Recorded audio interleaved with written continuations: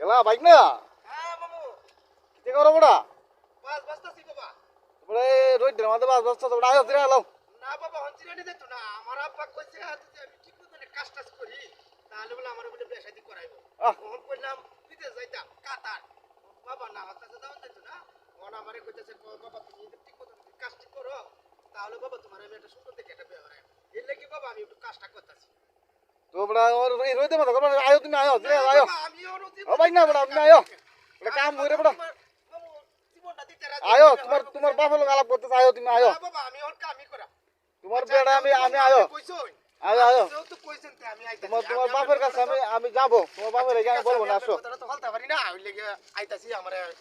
এটা বিয়া শাদী আমি আমার বাবারটা কইয়া করায় দিন তো বাইক না বিয়ে তো তোমার করায়া মন কি ধরনের করে তো মানে কি চাও তুমি আমার তোমার ধন সম্পদ কিছুই লাগতো না যেহেতু আমি মেঘালয় গেছি থেকে আইছি মাইমেসিং বিজনেস একটা ব্যবসা ছিল আমার সেই ব্যবসাটা আমি করছি এই ভালো টাকা পয়সা কামাইছি ইনভেস্ট করছি আলহামদুলিল্লাহ আল্লাহর কাছে যদি আমার বাবা যদি আমার একটা বিয়া শাদী করায় আমরা যদি দিতে পারো